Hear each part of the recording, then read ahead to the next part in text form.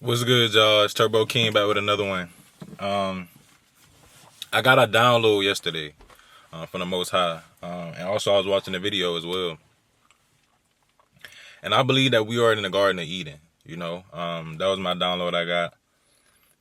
And don't mind how I talk about the Bible and stuff like that. This kind of like the hood version, you know. But you know how in the Bible, the Garden of Eden, Adam and Eve, they pretty much had dominion. They had dominion over this garden. And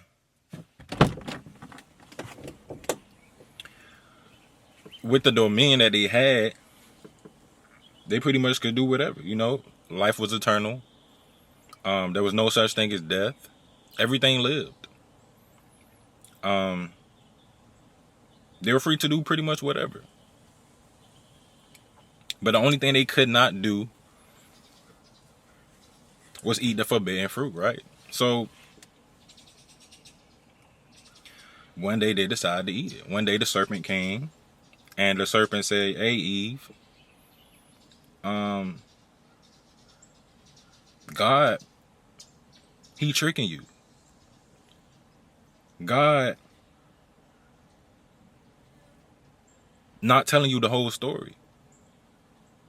Why don't you become God? Why don't you become like God? Eat this fruit and become like him. Know everything. See, right now you don't know everything, but if you eat this fruit, you will know it all." So what did Eve decide to do? Oh my God, let me just think about it. And all in her emotions, all in her feelings, she decided to eat the fruit. She decided to bring it to Adam, and Adam said, "You know what, this is my girl, this is my queen. So you know what? This is the woman that God gave me. So it must be right. It must be correct. It must be what I should be doing. So I'm gonna just decide to eat it." But that was the wrong thing to do, right? So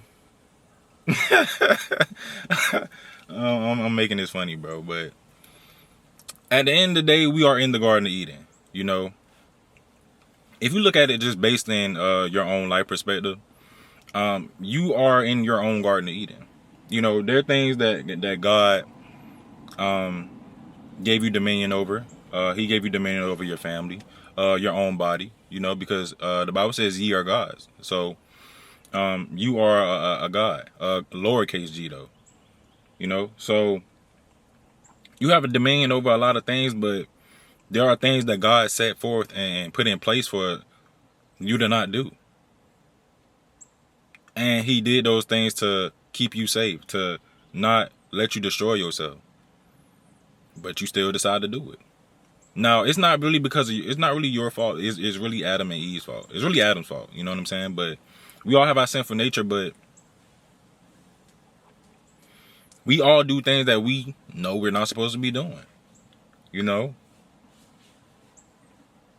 Maybe you struggle with lust. You're not supposed to be watching the things that you're watching. You're not supposed to be being in certain type of environments that you're in. You know what I'm saying? But you still do it. You still decide to do it. And those things, every sin doesn't lead to death, but some do. So you could sin and it don't really lead to your death, but the continuation and the it's like a trickling effect. So you can do one thing leads to another. So for instance, and I'm be honest, I went out what was it, a couple of days ago. I probably shouldn't have, I didn't do anything, but it was like the environment. So I went out with my friends, and I didn't do anything. It wasn't like I was sinning or anything like that. But let's just say I was in a different mindset. Let's just say I was somebody else. And in that environment, I could have let that environment control me, which could have caused me to sin, which could have caused me to do something I knew I shouldn't be doing. You know what I'm saying? So a lot of times you decide to eat the fruit. Some of y'all decide to eat the fruit every single day. Some of y'all know it's a person that y'all shouldn't be talking to, but y'all talk to him. So, i.e., you're eating the fruit.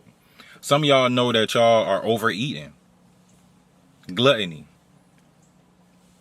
But y'all are eating the fruit. Some of y'all know that God has called you out of the position that you're in right now. Maybe he called you to lead that job, but you feel so complacent, so you're eating the fruit. Some of y'all are falling back into the same traps that God has led you out of. You're eating the fruit. So the question is, when are you going to decide to stop eating the fruit? When are you going to decide to become a better version of yourself? Including me. You know, I'm not just talking to you, I'm talking to myself as well. We all battle with our own things, you know what I'm saying? I'm no better than the next person. You know? But it's all about the mindset. You know, God looks at the heart. So if you made a mistake, don't get too down and out about it. It's all about the heart posture. You know, everybody makes mistakes. Everybody sins. Everybody doesn't live a perfect life. But you have to choose to not eat the fruit. Because a lot of y'all think y'all don't have a choice, but you really do. Because, like I said, the Bible says ye are God. So if you're a God, then that means you have the choice to do pretty much anything you want to do. You're just deciding not to do it. You're deciding to do wrong. You're deciding to go left when you should be going right. You're deciding to go to the broad path instead of the narrow.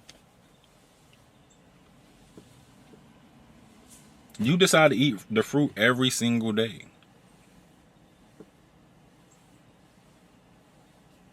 So it's just about when are you going to stop? When are you going to get out? Not necessarily get out of the Garden of Eden, because, hey, we live in the Garden of Eden and things can be very different for you, you know? There's always trials and tribulations, but your choices and decisions can make or break your entire life. Just like the people say, the person that you marry, the person that you decide to spend your life with, is one of the most difficult choices in your whole entire life. So basically, man, the choices and decisions. One choice can ruin your whole life, or one choice can change your whole life for the better. So it's all about those choices and decisions. Are you going to decide to eat the fruit? Wake up every day and say, am I going to eat the fruit today? And that's the word for today, man. Make sure y'all like, comment, subscribe. I love y'all, man. I'll see y'all in the next one. I'm out. Peace.